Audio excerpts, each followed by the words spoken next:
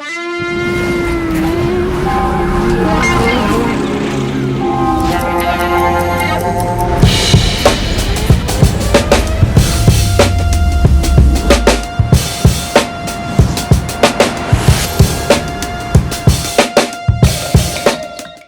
morning, everyone.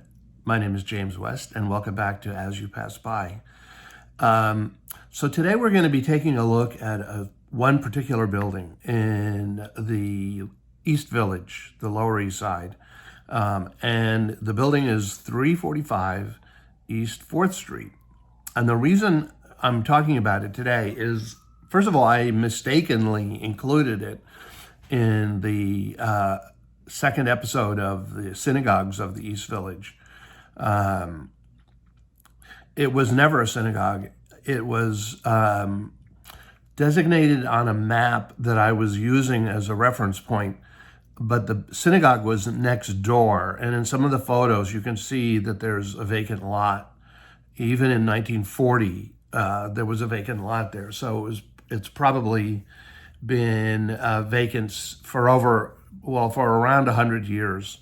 The building that's at 345 was never a synagogue. It was originally built as it was called St. Elizabeth's Hungarian Roman Catholic Church, and it was built in 1890, I believe. And I did a bit of a deep dive, and I pulled the buildings department records on the church, and they're mostly illegible. So thanks for that. They store them on the back of a microfiche. So it's just a flat piece of plastic, and it was very scratchy and not very well maintained. And the documents that were preserved there were, for the most part, illegible. I was, however, able to find the name of the building and a little bit about it, the architect, but not very much beyond that. So it was called the St. Elizabeth Hungarian Roman Catholic Church at the time, and it was built also as the congregation that it was built for was Hungarian and Slavonian.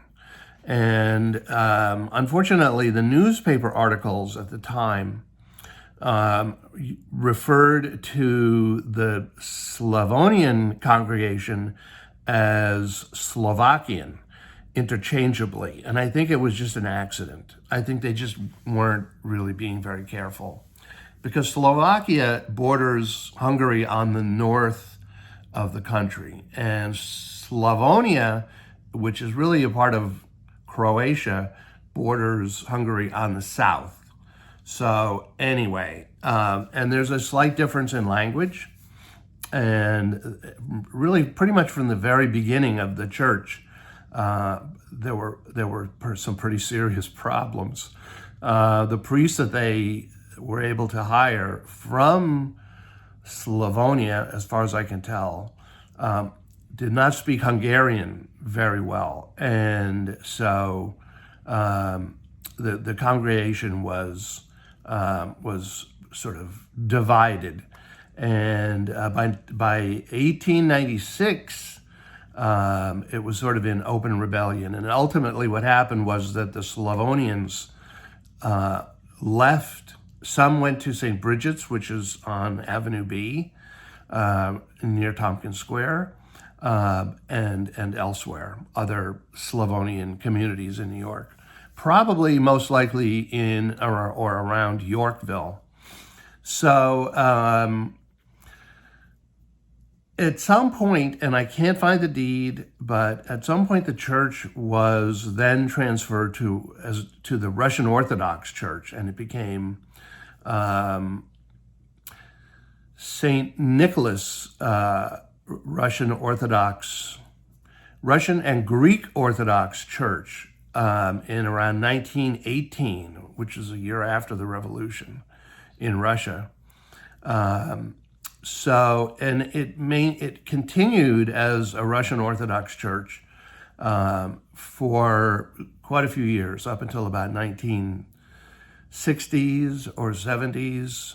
And you can still see, I'm going to show you in the videos, you can still see the double-headed eagle that is on the front in one of the windows, which was an emblem of Tsarist Russia.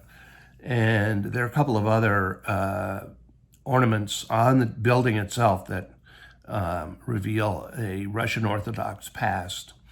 In 1972, the building was transferred again to an individual, and he created a church that went by the name of San Leandro and San Isidro Western Orthodox Church of the Mozarabic Rite. The Mozarabic Rite is a liturgical rite of the Catholic Church that's located almost exclusively in Spain, especially in Toledo and in Seville. Whether this was actually used as a Mozarabic Rite church, I can't find out any information about, and I'm not finished looking, so maybe there'll be a second installment of this one. But it's a fantastic building.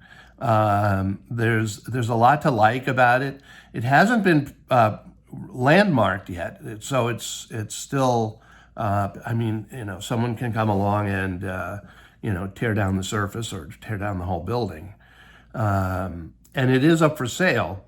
It's currently for sale for, as I have read, I haven't seen the actual real estate listings, but it's been in a couple of news articles that it's for sale for $5 million,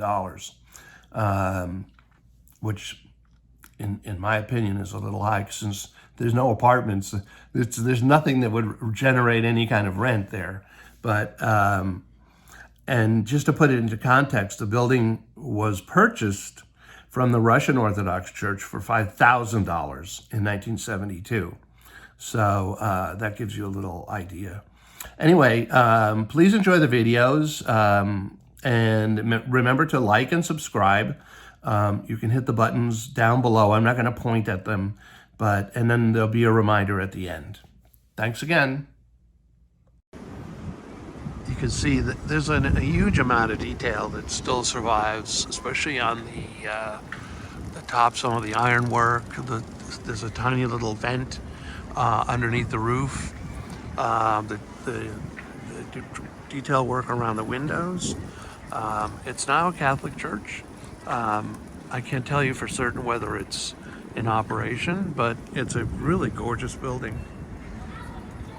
So this started out in life as Saint Elizabeth's Hungarian church, and it was, as far as I can figure out, it was built in 1891. So, and it was built as a Hungarian Slavonian Catholic church. And that's when the troubles began. And also, if you look up here, I'm gonna zoom in on this, you can see, it's a little vague, but you can see the double-headed eagle, which was an emblem of the Russian Empire. And it did become a Russian Orthodox church later on, in about 1918. It was deeded to the Russian Orthodox Church. I'll give you the whole name. It's a little longer than that. And inside, which I wish I could get in, is filled with icons and quite elaborate artwork, some of which is, some people argue with me that it's all fake. But anyway, getting in would be fantastic. So the sign up on top says, and let me zoom in on that. It says the San Isidro y San Leandro Western Orthodox Catholic Church of the Hispanic Mozarabic Rite. So that is a mouthful, and it's something I've looked into a lot of it, and it actually appears on the Wikipedia page for the Mozarabic Rite, which I can't really tell you what that is, other than it's from Toledo, Seville, and Andalusia in Spain. And it has to do with the liturgy and some finer points that I can't quite figure out but myself. But anyway, so this is the place. And I have a strong feeling that there's a little bit of performance art behind the San Isidro y San Leandro Western Orthodox Catholic Church of the Hispanic Mozarabic Rite. And I'll explain why in a little while.